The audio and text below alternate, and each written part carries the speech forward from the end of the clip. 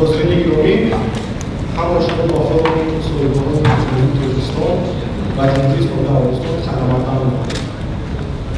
فورум امروزه با تشکر از اینکه توسعه رهبران ملی هر دو کشور پیش‌نهاد می‌دهد پرزیدنت جمهوری ترکستان جناب محترم علی رحمان و پرزیدنت جمهوری اسلامی افغانستان جناب محترم محمد اشرف غنی در دوره سفر رسمی وزیر صنعت و صنعت جمهوری اسلامی افغانستان جناب رئیس محمد غنی با هیئت 26 نفره سرکردگان اول جمهوری اسلامی افغانستان و جمهوری ترکستان صورت می‌گیرد.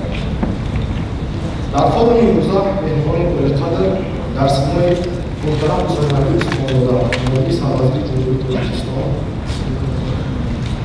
محترم شرافی کبیر وزیر صنعت و تکنولوژی جمهوری ترکستان، محترم میرزا احمد فیض بابانی وزیر صنعت و صنعت جمهوری اسلامی افغانستان، محترم محمد ظریف اصیل معاون سفیر جمهوری اسلامی افغانستان در جمهوری ترکستان، محترم عظیم ابراهیم وزیر نقلیات جمهوری تاجیکستان، همرئیس بخش تاجیکی کمیسیون مشترک بین‌الحکومتی برای همکاری اقتصادی، تجارتی و اجتماعی و تکنیکی بین جمهوری تاجیکستان و جمهوری اسلامی افغانستان، محترم تاجیک‌زاده سعدی سمت‌مراد رئیس کمیته دولتی سرمایه‌گذاری و اداره اموال دولتی جمهوری تاجیکستان، محترم صالح‌زاده اشرف‌پور ابوالعالی معاون اول وزیر پشت اقتصاد و سودای جمهوری تاجیکستان، محترم جمشید جولاخانزاده رئیس پالات صنعت و صنعت جمهوری تاجیکستان و جناب تمامدار حسیگه و کنسول سفارت ژاپن در جمهوری تاجیکستان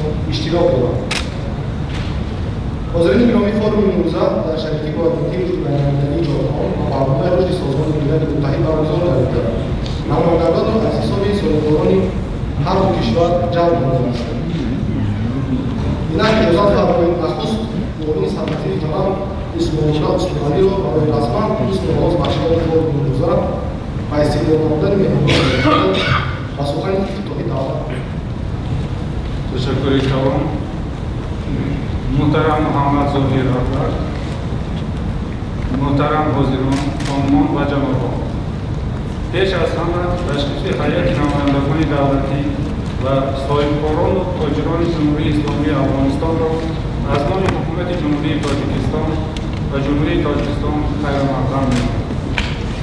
بر راهبریت دولتی افغانستان و هیئت نمایندگی جمهوری اسلامی افغانستان و تاجران افغان می‌نداری بیان نمایم که جهت رشد دادن همکاری‌های متقابل سلطان و تاجیکستان تشریف آورده‌اند. باوری کامل دارم که فورум امروزه و رشد همکاری‌ها در ساحه‌های مختلف اقتصادیات دو دولت همزمان و برادر تکان جدی خواهد بخشید. با مقصد رشد همکاری‌های دوجانبه در دایره سفر رسمی پرزیدنت جمهوری اسلامی افغانستان جناب محترم اشرف غنی 29 و 30 مارس سال 2021 به جمهوری تاجیکستان در همه سطح اقتصادیات واخوری‌ها انجام داده شده، از نتیجه ها پروتکل‌ها به امضا رسانیده شدند که عملی‌شوی آنها تحت نظارت قطعی قرار دارد.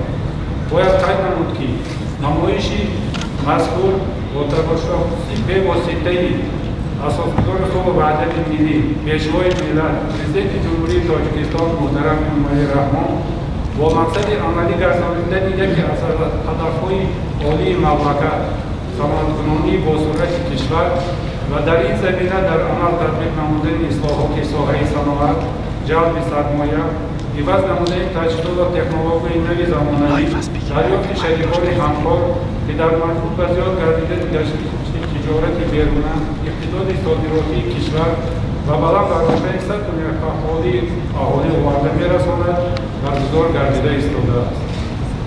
با مقصد زیاد نمودن گردش مال و محصولات بین دو دولت، ساده‌گردانی روند به رسمیت‌گذاری محصولاتی و صادرات گرانیده شده، در خود ساختارهای اخلاقدار دولت جمهوری تاجیکستان برآمد مانده شده است و به ممنوعیت ترانزیت محصولات توسط کاربران هر دو کشورها همکاری‌ها ادامه دارد. غیر از این برگزار نمودن بیزنس فورum‌ها بین صاحبکاران استحصالی جمهوری تاجیکستان و جمهوری اسلامی افغانستان برای افزایش طلبات بازار استعماری هر دو دولت دریافت сармоягузорон ҷиҳати таъсиси корхонаҳои муштарак ва хусус дар бахши коркарди ашёи хоми маданӣ ва кишоварзӣ ба мақсад мувофиқ мебошад. Бинобар ин ҳукумати ҷумҳурии Тоҷикистон омода аст, ки дар дораи қонунгузории амалкунанда барои рушди ҳамкорӣ дар ҳама самтҳои иқтисодиёт ва корхонаҳои давлатӣ, бахши хусусӣ ва тоҷирон мусоидат намояд. Умедворам, форми имрӯзаи соҳибкорони тоҷику афғон ва рушди дуҷонибаи ҳамкориҳо дар соҳаҳои саноат тақвият бахшида, ҳаҷми содироту воридоти маҳсулоти саноатиро баҳри таъмини соҳаҳои иҷтимоию иқтисодии ду кишвари ҳамзамон ва дӯсту бародар афзоиш медиҳад. Бинобар ин аз тоҷирону соҳибкорони ҳарду ҷониб даъват ба амал меорам, ки дар воридҳои дутарафа пурмаҳсул ва озод рушдшудид намоянд. Ташаккур ба диққататон. Ташаккури зиёд муҳтарам Усмон Исмоилзода. Вазири саноат ва технологияи навии Тоҷикистон муҳтарам Ширкати Табиб. Muhtaram Исмоилзода, ҷаноби Нисор Аҳмад Файзуллоҳӣ, хонумон ва ҷанобон. Бори дигар аз номи Саноатчони Ҷумҳурии Тоҷикистон ташрифи ҳайати намояндагони давлатӣ ва соҳибкорону тиҷорони Ҷумҳурии Исломии Афғонистонро ба Ҷумҳурии Тоҷикистон хайромақдам мегӯям. Пеш аз ҳама мехостам баробарияти ҳайати намояндагони Ҷумҳурии Исломии Афғонистон ва тоҷирони афғонӣ миннатдорӣ баён намоем, ки дар ин вазъияти вазни нигоҳӣ нигоҳ накарда барои рушди ҳамкориҳои мутақобилаи сӯдманд ба давлати мо ташриф оварданд. Дӯстони азиз, ҳамкорони муҳтарам, дар созмон додани ин бизнескоро аз ҷиҳати ҳам сиёсӣ ва ҳам аз ҷиҳати баланд бардоштани сатҳи муносибатҳои хуби тиҷоратии байни давлат саҳми ҳар яке мо шумо бояд арзанда бошад. мо бояд кунем, ки кӯмаки аслан кӯмаки тиҷорони тоҷикистонӣ ба рушди сохторҳои инфраструктурии Ҷумҳурии Исломии Афғонистон хеле ба маврид аст ва нафи муайянеро низ гирифтан мумкин аст. Аз ин шуда Вазорати саноат ва технологияи нави Ҷумҳурии Тоҷикистон тамоми чораҳоро ба он андешида истодааст, ки муносибатҳои байни ду давлат дар ҷодаи хариди фурӯши маҳсулотҳои саноатӣ бояд хеле раванди нав пайдо кунад ва мо кӯшиш мекунем, ки дар тамоми ҷодаҳо ба шумо ҳамкор бошем ва кӯшиш мекунем, ки ин муносибатҳо боз ҳам болотар шаванд. дар вазири муҳтарам хеле гузори зиёдам дирӯз доштем ва мо ба хулоса омадем, ки ҳам аз маҳсулотҳое ки ба соҳаи хусусан текстил ва дигар намуди маҳсулотҳое ки дар Афғонистон имрӯз кам истеҳсол мегарданд, мо кӯмаки худро метавонем расонем ва ман хоҳиш дорам, ки ширкатҳои текстилие ки дар инҷо ҳузур доранд бо ҳамкасбони ва тиҷорони афғонӣ дар ин ҷода хеле фаъол бошанд ва кӯшиш намоянд, ки дар таъмини бозори Афғонистон саҳми арзандае худро гузоранд. Инчунин ман дар ҷодаи саноати хӯроквориам низ фикр мекунам, ки мо роҳҳои наверо низ пайдо кардан метавонем, чунки корхонаҳои хусусан корхонаҳои истеҳсоли равған дар Ҷумҳурии Тоҷикистон, корхонаи истеҳсоли орд ва дигар намуди маҳсулотҳои хӯрокворӣ барои таъмини бозори Афғонистон метавонанд як саҳми арзандаро гузоранд. муносибатҳои мутақобила дар соҳаи инвеститсия хеле ба маврид аст. Дар ҳамкорӣ байни Тоҷикистон ва Афғонистон мусоидати бахши хусусӣ ва соҳибкорони тарафайн дар таъсиси корхонаҳои муштарак дар соҳаи мухталифи саноат метавонад афзалиятнок ҳисобида шавад. Бинобар ин баргузор намудани бизнесфорумҳо байни соҳибкорони истеҳсолии Ҷумҳурии Тоҷикистон ва Ҷумҳурии Исломии Афғонистон барои омӯхтани талаботи бозори истеъмолии ҳар ду давлат, дарёфти сармоягузориҳои ҷиҳати таъсиси корхонаҳои муштарак ба мақсад мувофиқ мебошад. дӯстони азиз, мо шумо имрӯз бояд хеле ба маҳсул кор кунем ва кӯшиш намоем, ки як зинаи наверо дар муносибатҳои байни ду давлати бародар ҳамзабон ва таърихи муштараки ҳазорсола дошта, мо метавонем, ки як саҳми арзандаи ҳар ду ҷонибро дар ин ҷода гузорем. Саломат бошед. Ташаккури зиёд. Ташаккури зиёд.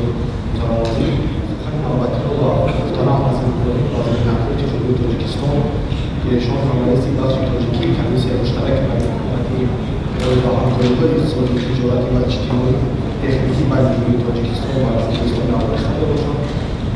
ممنون. تشکر. محترم معاون سروزیر محترم سفیر جمهوری اسلامی افغانستان و تاجیکستان محمد ظاهر احمد، محترم نثار احمد تاجیکستانی، محترم شریف کبیر وزیر صحت و تکنولوژی، محترم صادق خادیزاده رئیس کمیته سرمایه‌گذاری، رئیس کمیته دولتی سرمایه‌گذاری و اداره امور دولتی، همچنین معاون عملی وزیر اقتصاد و سرمایه‌گذاری شده سالیزاده و محترم جناب خسیگاوا مدیر سفارت ژاپن در تاجیکستان. چیزی که معرفی شده من در حقیقت نه به حیث وزیر نقلیات بلکه به حیث رئیس کمیته مشترک بین حکومتی و مسائل اقتصادی، تجارتی، اجتماعی و تکنیکی برآمد کرده‌ام. مناسبت‌های تاجیکستان و افغانستان نه تنها در محیط جغرافی و همسایگی بلکه در پیوندهای دوستانه فرهنگی، سیاسی، اقتصادی و علمی اساس یافته‌اند. این مناسبت‌ها با منفعت ملی دو کشور، امنیت، ثبات و پوشش منطقه کاملا سازگار بودند و هر رشد سمت‌های مناسبت‌های افضلیت‌ناک اندیشیدن چاره‌های مشخص و مؤثر را در آینده نیز تقاضا می‌کند. نتیجه مکالمه‌های سطح عالی باعث شد روابط گوناگون دو کشوری برادر در عرصه‌های مختلف در راستای منفعت‌های مردمان تاجیکستان و افغانستان بیش گسترش شد.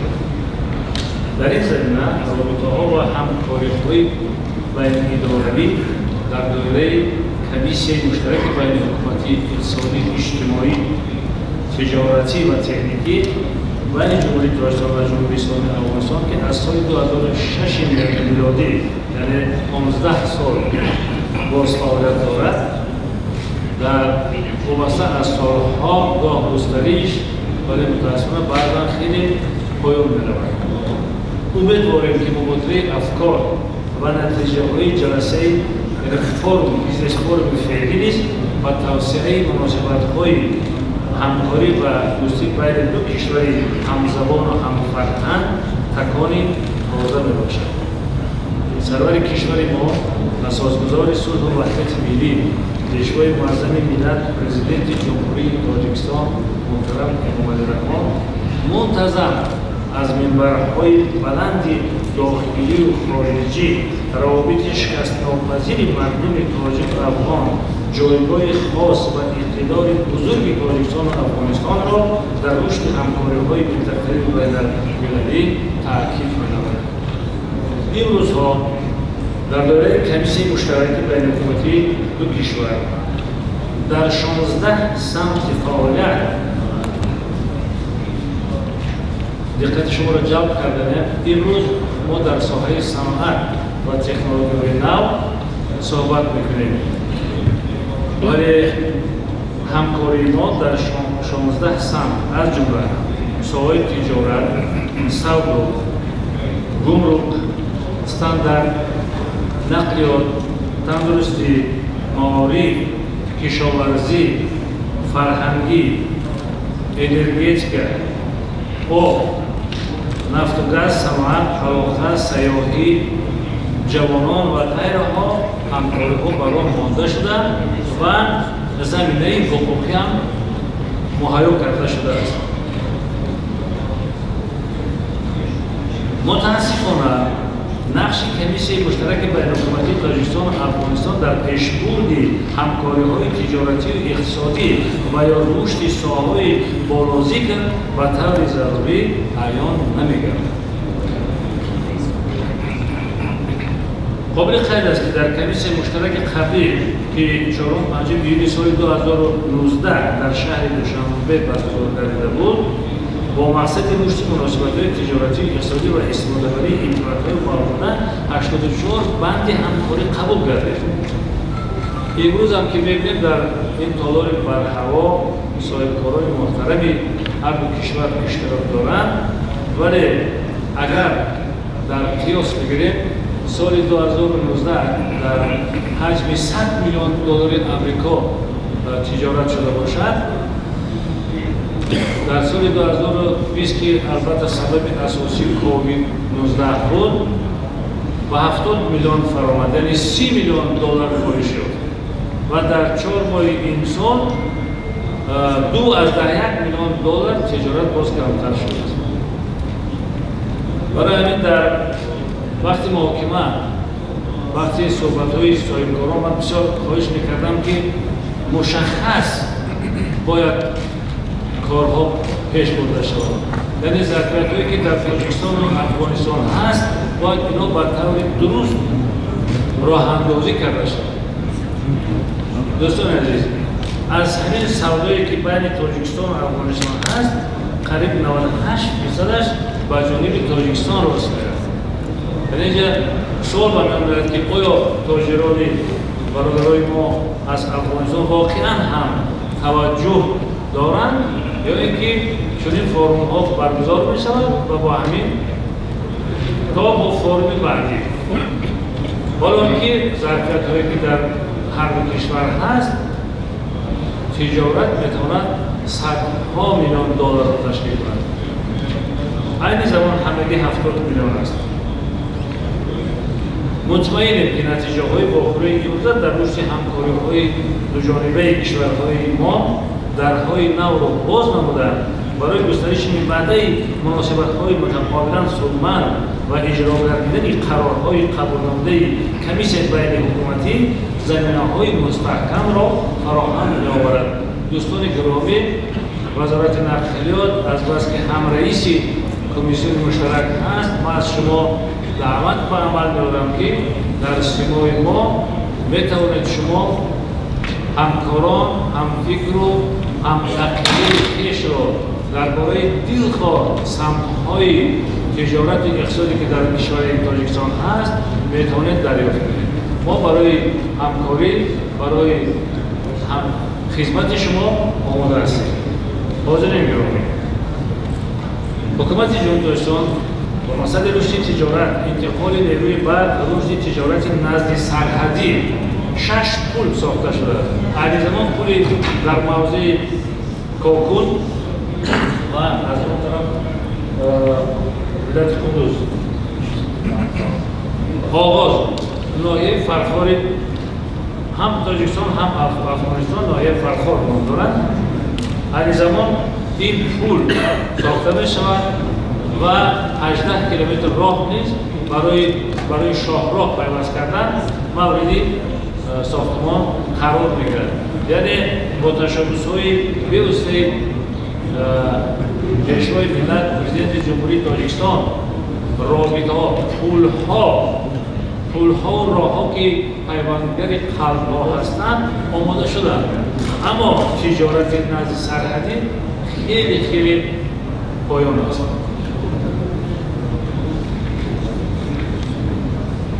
در این گفته‌های بالا چریکتان ساختمانی 5 پل از بالای دریای 5 و 1 پل از بالای دریای وهان در موضع اشکاشی، ونج، درواز، خارو، شمس‌الدین شاهین و 5 پایان که جمهوری تاجیکستان را با جمهوری اسلامی افغانستان می‌پیوندد ساخته و استفاده داده شده است. همزمان چریک گفتم در موضع کاکون ناحیه فرخار با درازی 296 متر، پهنایی 4.5 متر، اقتدار باربرداری 60 تن، بارای اتومبیلگرد برخوردبرنده 18 کیلومتر از مورد ساختمان قرار می‌گیرد. دوستان گرامی، چیزی گفتم سال 2020 77 میلیون دلار سودا شده است که 69.8 یعنی که 98.8 قریب 99% آن از جانب تاجیکستان در شکل برق، صادرات برق، سنه، نخ پخته، محصولات ساختمان، دوری‌های معدنی، خوراکه، میوه‌جات و سبزیجات عبارت می‌باشد. بسیار خواهش می‌کردم که ما خیلی واقع بینانه باید که مناسبت‌های تجارتی خود رو راه‌اندازی کنیم. بین تاجیکستان و افغانستان اساس قراردادی و حقوقی سال به سال تقویت می‌یابد و عین زمان بیش از 85 سند همکاری دوجانبه که ساحه‌های مختلف را فرا می‌گیرند و امضا رسیدند. باعث قید است که اقتدارهای موجود در سمت رشد ساحه صنعت، کشاورزی، نقلات و انرژتیک شهادت از آن می‌دهند که ما امکانات‌های زیادی همکاری را داریم و ما را ضرور است برای گسترش همه‌جانبه مناسبت‌های تجارتی اقتصادی تلاش‌های بیشتر و هماهنگ شده را راه‌اندازی نماییم. از این رو جهت گسترش بیشتر مناسبت‌های تجارتی، دریافت سمت‌های نوی همکاری و سرمایه‌گذاری، تشکیل چنین همایش‌ها مفید ارزیابی گردیده، امیدواریم که چاره‌بینی امروزه تکانی جدی را در مناسبت‌های اقتصادی ما پیاده می‌نماید. حاضرین گرامی، یکی از سمت‌های افزایش‌ها که بین کشورهای ما این بنیاد و پیوست‌شوی شبکه راه‌های آهن میباشد که نه تنها برای تاجیکستان و افغانستان بلکه برای کشورهای منطقه شرایط مساعد فراهم آورده دسترسی به بندرهای بحری را تامین می‌نماید.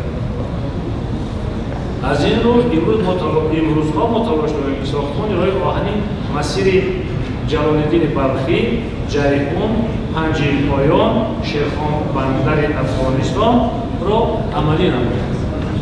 همزمان خواهش می‌نمایم که جانب افغانستان نیز برای تا مرکز ولایت قندوز پیوست نمودن این مسیر کوشش و تلاش نماید.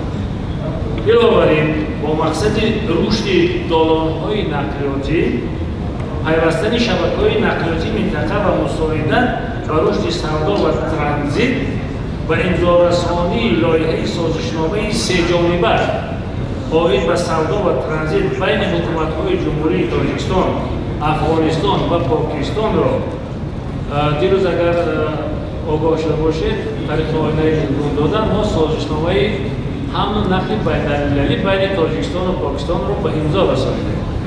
برای همین در همین روش اگر سازشنامه سه‌جانبه آید به سودا و ترانزیت بین حکومت‌های جمهوری تاجیکستان، افغانستان و پاکستان را که و امضا رسانی آن من بسیار می‌خواهم دقت به همین رقم کنید هنوز سال 2012 9 سال قبل مناقشه گرفته شده بود.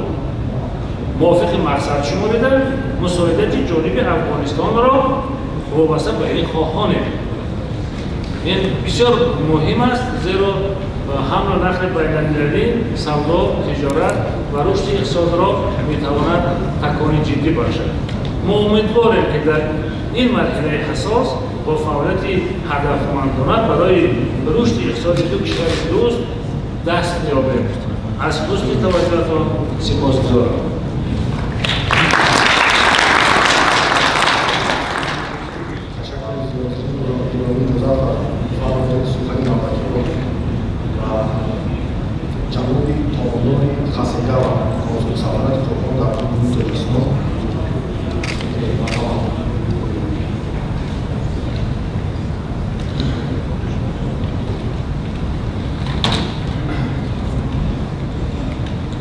محترم वज़ीरों, इश्तिराकियोनी अर्जुमंद, खनुमों व जनों, लुत्फ़ान इजाज़त फरमाएं कि در این جورابینی مهمی اقتصادی سکان چند باید با نویهای ایداکا ابراز نماید. نویهای مذکور از سال 2014 در همکاری با حکومت ژاپن، حکومت تاجیکستان، حکومت افغانستان برنامه رشد سازمان ملل متحد و آژانسی ژاپن باید با همکاری‌های بین‌المللی آغاز یافت. از فرصت استفاده برده با همه شریکان این دویها منتداری کدام را ابراز می‌نمایم. باوری دارم که مرحله‌های یکم و دوم دویهای مذکور بین دو کشور امکانیت‌های خوبی اقتصادی و تجارتی را فراهم آوردند. جمله جایهای نوی کاری تشکیل شدند. بازارهای مشترک گشوده شدند و کارخانه‌های بخشی خصوصی رشد یافتند. امید دارم که مرحله سیوم دویهای مذکور نیز با رشد استوار مناطقی نزدیک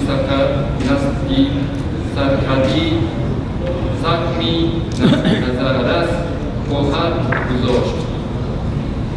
صلح ثبات و رشد این منطقه برای تمام جهان خیلی مهم است. در برجام سخن می‌خواستم و فورم و همه شرکت کنندگان آن موفقیت کلام را آرزو نمایم. تشکر زیاد.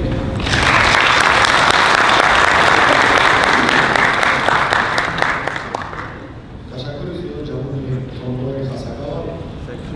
جزات فرمایید شما برای حواسمندی در و سوال و جواب و قسمت سوال و جواب از سرمایه‌گذاران، صاحب‌کاران یک حکومت خوبی است که می‌تواند از این صدا شد نمایندگان ارشد بخش دولتی اگر سوال خوب پیشنهاد تکلیفاتی داشته باشند پیشنهاد مرحمت اگر خوشمندانه باشند سخن باشید تو در دو خبر تالا میکروفون‌ها داریم و کسی که اگر پیشنهادی داشته باشند سوال داشته باشند مرحمت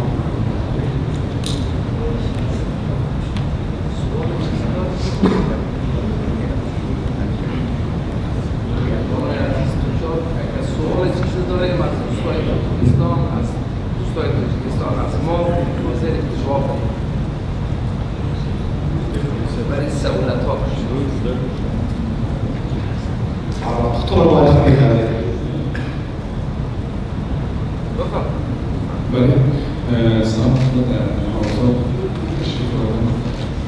من می‌خوام که سپاسگزاری بکنم از سیاکسوروش سپاسگزاری کنم از در جالبه که این کنفرانس رو همش وزیرستان و این بزرگی تشکیل دادن. برای واسه افتخار است بازم سپاسگزاری بکنم. سوال مشخصا از دو بخش است که از هر دو جانب میشه جوابش بکنم که کدام فرصت‌های کاری بیشتر است که یعنی در قسمت سرمایه‌گذاری اگر جانب افغانستان است یا جانب جمهوری تاجیکستان بیشتر کدام سکتورها اگر اولویت بنده شود زیادترین موجودی یا فرصت‌های کاری فرصت‌های سرمایه‌گذاری در کدام سکتورها بیشتر میشه؟ تشکر. بسیار تشکر از سوال شما.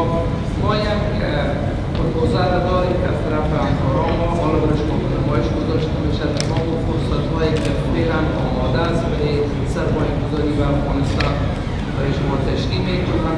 میتونید از خودی رسولا و اکثر وقت و تمام امکاناتی که مربوط به حکومت باشه خدمت شما مبدل شد.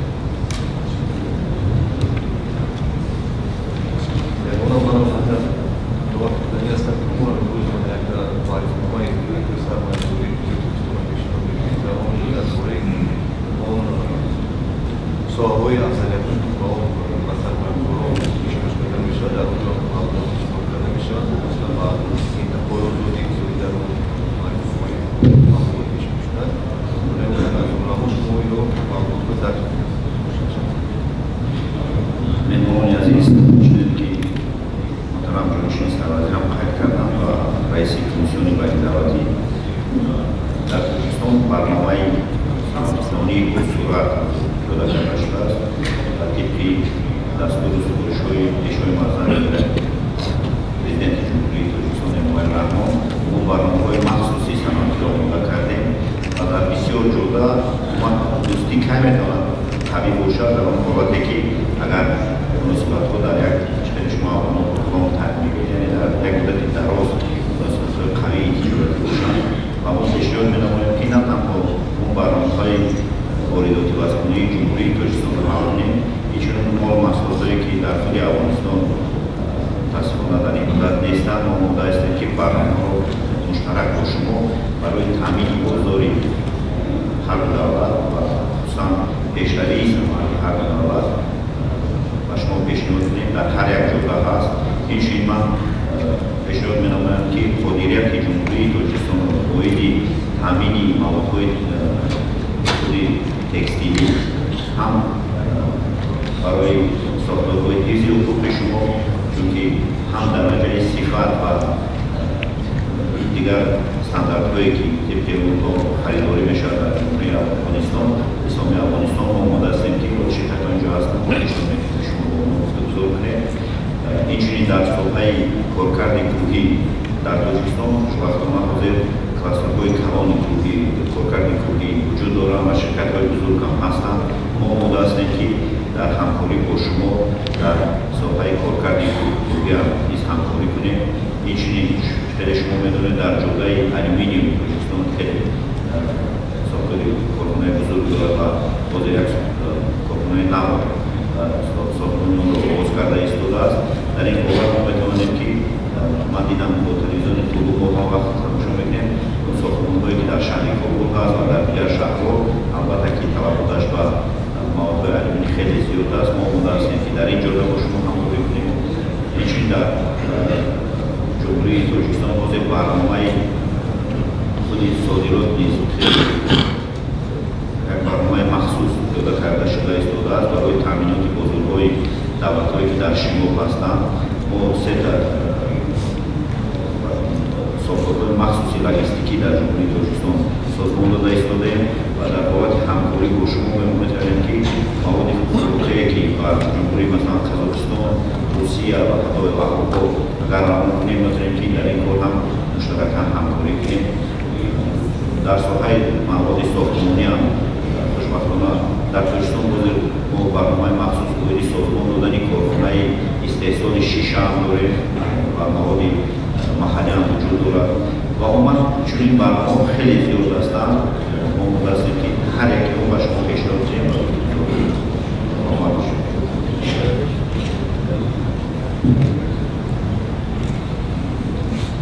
دوستان گرامی از روی تجربه آنچه که جناب شهر کبیر گفتن کاملا قابل دستگیری است که استاندارد اساسی معین شدن اما با سوال برادر من خودم با دو مثال مشخص که در کجا امکانات‌های جلب سرمایه است مثلا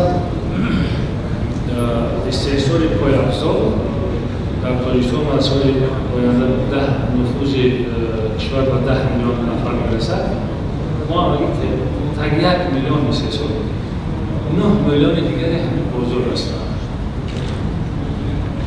قریب 2 میلیون مکتب بچه است استحصال همین اگر در اونجا عبارت از یک سروی بازو بگیرید 250 تا 400 هزار مجموع استحصال باشد که خیلی کافی نیست یعنی صنعت سبک لباس فقط معلوم که باید طلبات خودش داره و وابسته از طلبات این بازاری دارد که مثلا ما برای فرزندان خود برای مکتب‌ها هم پایه‌افزار هم لباس می‌خریم از کشور ترکیه از چین از دیگر کشورها یعنی این دو قسم که جناب شهری کبیر هم گفتن تاکید کردن ما مشخص چون حساب کتاب کرده بابت است که مثلا در اونجا مبلغ‌گذاری مشخص سرمایه‌گذاری کردن در بازار هست که این قیمتی این پیشنهاد از آن عبارت است که خریدار خود همین مردم تاجیکستان است فقط از آنه که اگر ما امکانات و صادرات باشیم چه شد تشکر زیاد. مرحمت سوال بزرگ میخوایم در قسمت کمیسیون غلط فهمی نشد. پیشنهاد من به عنوان کمیسیون که ایجاد شود ختم کار رسمی جناب وزیر صاحب تجارت افغانستان تمام تاجرای افغانستان بشینند مشکلات خود را یکایک بنویسند و نماینده وزارت محترم تجارت افغانستان بسپارند الا ختم سفر کاریشان ما جناب وزیر صاحب بسپاریم و نتیجه شما کنیم. هدف من این کمیسیون است. بسم الله الرحمن الرحیم. استانبول شهزاد هستم، رئیس شرکت تجارتی وسیع عمران. موضوع پیشنهاد به جناب وزیر صاحب تجارت و صنایع دارم که یکی برای تاجرای افغانستان این ویزه طویل مدت باید بده. جمهوری تاجیکستان ما که اموال خود باید صادر میکنیم روان میکنیم برای ما ویزه کم وقت میده. یعنی میده اگر شما جناب سفیر صاحب برای ما طویل مدت کشد برای یک سال خوب میشه. یک دویمش تعرفه گمرکی جمهوری تاجیکستان بالای اموال سبزیجات و میوه‌جات بسیار بلند است. اگر در این عرصه امرای تجارت مشوره شود تعرفه را پایین بیارد. میرم تشکر زنده باشید.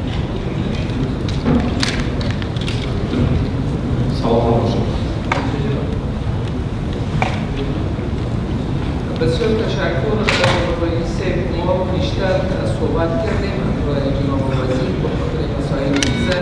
انشاءالله همین کمیسیونی که شما بین خود میشینید همکارای ما هستند فقط امروز یک چی درست کنیم برنامه چی مشکلات داریم یک انشاءالله ما درست کنیم برای جناب رئیس کمیسیون شورای دوست برادر تاجیکستان تسلیم کنیم تو مشکلات حل بشه. سر تعرفه‌های گمرکی برای سبزیجات اینا هم ما تفاهم‌نامه‌ای داریم، تعرفه‌های ترجیحی داریم انشاءالله درست بشه. بسیار تشکر.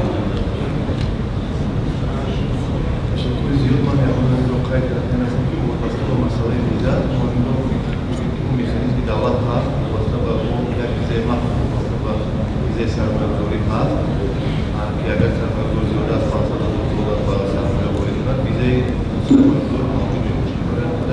می‌تونید با اون مراجعه کنید و ویزای سرمایه‌گذاری